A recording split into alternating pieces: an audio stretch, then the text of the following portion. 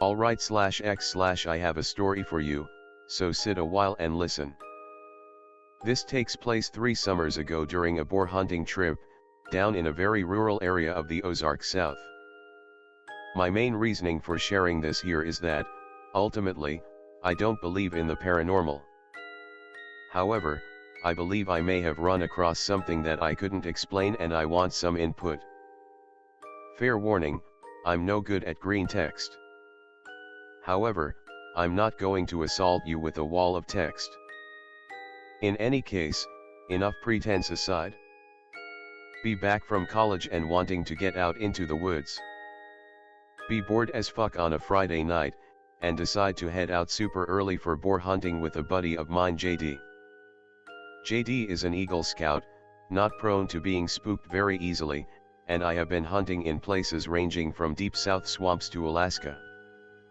We pack our shit up, and leave his place around 12:30 a.m. After stopping for energy drinks and beef jerky, we end up getting out there at around 2:15 a.m. We'd hunted this area for boar many times in the daylight, seen tons of deer, squirrels, and even a baby fawn that fell asleep by the warmth of our car engine once. Basically, a nice place. We pull in off the gravel tract, 40 miles from town and 3 miles from a podunk gas station / deer check station. Decide not to fuck about in the woods at night. Roll down windows and try to take a short nap. Instantly we're hit with this nasty, cloying, sickly sweet odor. I just brush it off going just some wet deer, haha, should mean our scent won't travel far in heavy damp air. JD just looks at me and says, "That smells like death, bro, like a cow that's been out in the sun too long." I launch into a diatribe about him being a gigantic pussy and how he should deal with it. In any case, since we don't want either to be mucking about in woods home to mountain lions in the dead of night, or be accused of night hunting by some faggot ranger, we decide to go check and see if the podunk gas station is open. Surprise! JD's shitty old 4-banger won't start. Fine, looks like it's a nap followed by hunting while we wait for some toothless mechanic to come jump-start his car. All the while, this smell just seems to be seeping in through the vents, and the cracks in the windows. It gets to the point where I'm actively retching in the car. Enough's enough, and we decide that if something had gone and died we'd prefer not to be stuck in a gigantic tin can right beside the corpse. We get out of the car, parked in the middle of this gravel parking area surrounded by tall grass on the north side, and woods on all the others. A swamp was to our direct west, full of boar, deer, and critters.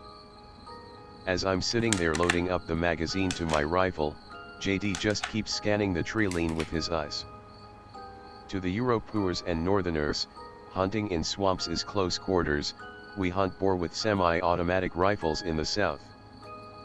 You want a quick follow-up shot in case the 400 pounds ball of muscle with 8-inch tusks decides to charge you from 25 to 30 yards out. Something's got his hackles all up, but I'm feeling fine so I just dismiss it as faggotry. Anyway, suited up, we make our way down to the small footpath that winds its way down into the swamp.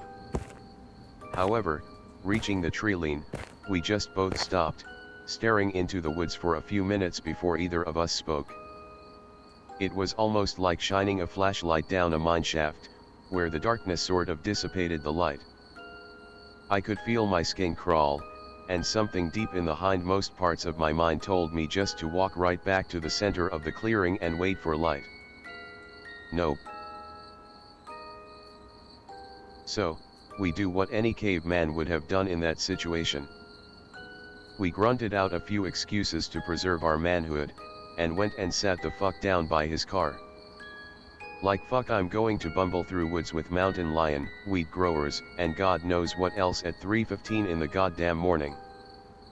The mood lightened, and the smell had seemed to recede a bit, so we just busied ourselves checking our rifles and talking about girls, politics, and history. After a while the smell started coming back, and we began to voice our concern that something that smelled fucking dead was moving around. As the smell starts growing more and more oppressive, I start hearing branches and twigs break in the undergrowth. Whatever it is, it's moving. I don't like that one bit. At this point, I'm thinking it's a mountain lion that's all covered in gore from a recent kill that's about to go full territorial mode. That wouldn't have been out of the question. But it wasn't. As I strained to hear where it was, I noticed that the snapping didn't come from the pat pat pat pat of a four-legged animal. It resembled the crunch crunch crunch crunch of a novice hunter picking his way through the undergrowth. My first thought was we either had a ranger with a sick sense of humor, a drug grower with a great sense of humor, or worse, a motherfucking serial killer. Either way, weapons were shouldered, bolts closed on loaded chambers, and lights pointed towards where the sound was. Nothing. It's fucking nothing. Just the smell. And slower now, crunch crunch. And it stops. The smell is everywhere now, and whoever it is sitting far enough back in the tree lean not to be silhouetted by our lights. Smart asshole. No eye shine either, which ruled out just about any animal other than boar. Once again, the caveman brain rears up deep within my psyche and tells me, fire. A fire, you idiot, build a fire. So, what do? JD and I build a fucking fire. Throughout this whole affair, other than a few moments, we'd been mostly quiet. However, the fire gives us comfort. And whatever it is seems to back off into the forest, if only for a while. As the fire burns hot, we start joking again, having a decent time. Convincing ourselves it was only a cougar. However, there's only so much timber in a gravel clearing, and after a while we'd have to venture out of the firelight to keep the fire going. That time came, and as the fire burned down to embers, the smell came back more oppressive than before. And with that smell, come an almost oppressive feeling of fear. Not regular fear, but an intense guttural fear that made your muscles tense, your stomach turn, and your eyes go wide. Every fiber of our being told us to get more wood, to keep the fire high. Only with firewood we survive the night. So we cautiously walked to the closest tree lean, barely able to see from the dying light of the fire. I was on guard duty, as we figured that my set-me would be a better standoff weapon than JD's small carbine. I'm tacticaling the fuck out at this point, adrenaline flowing from a profound feeling that something just isn't right. JD leans down into the undergrowth to pick up a stick, reaching into the tree lean. He screams and falls backwards, while branches break right in front of him. He gets up, freaking out, dusting himself off. Saying he saw something, staring at him first. Sunken eyes, a thick brow ridge, ashy gray skin. Then, it smiled at him. Not so much as smiled, but curled back its lips in a Cheshire grin. We are at Nopekin, one gentleman. I'm going to ignore the next hour of this hopscotch game of the fire dying, the smell growing more intense, him drawing nearer, building the fire back up, and him retreating back to stay away from the firelight. However, it should be noted that this entire time he was circling us, probing our defenses, seeing if it could find a way to get up close without being seen. By the time 5 a.m. rolled around, we'd exhausted almost all of the dry firewood that wasn't within the tree lean, except for the tall grass on the northeast side of the road in. We of course, do what we have to do, and slowly pick our way over to the tall grass. By this point I have taped a flashlight to my rifle, and switch it on as we leave the fire to get some dry grass. As JD is filling his hands with tinder, I check my right hand side, and look down the road. I wish I hadn't. Just as I swing my flashlight over the road, I see him for the first time.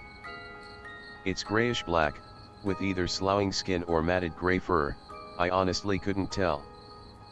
It crossed the 10-yard wide track what seemed like instantly. Hunched over, maybe 5.5 to 6 feet tall, moving like a gorilla does. It's over. Something in my head just starts screaming it's over. It knows you've seen it. It's not just being territorial. It's circling like a predator. It is a predator. That feeling hadn't been one of fear, but of impending predation. Somehow, the lower parts of our subconscious had known what was going on long before we did. In any case, we ran back to the fire, popped the dry grass on top and waited for the smell to recede. It didn't. It was close, very close, and this time it wasn't moving. So we pushed out, and got in the trunk of JD's car, and listened as it passed behind the front of his car back into the trees. In a burst of brilliance, I decide that we either make the 3-mile run, through dark countryside to the gas station, and pray the lights are on. Or, we build a fire big enough that one of the farmers or someone driving the main road can see it. We end up deciding that sprinting 3 miles through dark countryside, guns on our backs, could at the worst get us devoured by him or shot by a terrified farmer. So, we do the next best thing. I pull a fucking small tree out of the ground. I'm not talking about a bush, I'm talking a small 8 to 9 foot tree. It's amazing what adrenaline can do for you, so much adrenaline where your facial muscles are drawn tight, and your eyes dilate to being nearly black. In any case, the fire burns bright, very bright, after a while and he retreats further into the woods. This fucking tree burned a long ass time. Eventually, maybe 30 minutes after throwing the tree on the fire, 3 lifted trucks come barreling down the road and fly into the gravel parking area. The first truck had an obscene amount of those off-road lights on the bull bar and roof, which lit up the whole glade like the fucking sun. The smell almost goes away entirely, still there, but almost imperceptible. No one gets out of the first truck. A man wearing a National Guard t-shirt and ACU pants hops out of the second truck with his hand on his hip. He questions us for about 10 minutes, makes us disarm, clear our chambers, and set our rifles in JD's car. He tells us there's a burn ban, we shouldn't be out here fucking around, etc. etc. We explain our car died when we came out hunting, and made that as a signal fire. He just looks at us strangely at the word hunting. Walks back to truck number 1, comes back, tells us not to come back there unless we have all of our ducks in a row. Truck 3 drives over and a man hops out to jumpstart our car. I shake his hand and thank him profusely, and he gives me a worried, but sympathetic look. He doesn't say much but walks back to his truck and drives away. Truck 2 drives away shortly thereafter. We've got all of our shit packed up, truck 1's window rolls down and a rather fat man in a polo calls me and JD over. There's no boar here, boys. If you're hunting for boar you best be looking further on down the road. At least on the other end of County Redacted. Bullshit, tons of boar in there. But I don't say that. I'm not going to mouth off to the hillbilly militia that just saved my life. So I thank him for his advice. JD and I get back in his car, debating whether he had gone away with all the commotion. Just as soon as Fatty McLightbar had pulled out, the smell returned yet again. Nope. We're out. Hop on the gravel road, drive to the highway, drive past a few farms, and make our way towards the western border of County Redacted. We notice we're being followed by a small white Honda. Guess who's sitting in the front seats? Fatty McLightbar and hillbilly militiamen. They follow us all the way out of that county, then turn around. So ends my experience. It's hard to get Greentext to express emotion, the exact description of the smell, or the fucking primal fear we felt. I wrote an after-action report of sorts the morning after that hunt, but haven't been able to find it after I moved, hence the Greentext. In any case, I've debated going back with more than 2 people to hunt him, but I'd like to know what exactly I was dealing with. This is of course, not touching the fact that the hillbilly militia patrols seemed to know more than they were letting on. Ideas, /x/fills.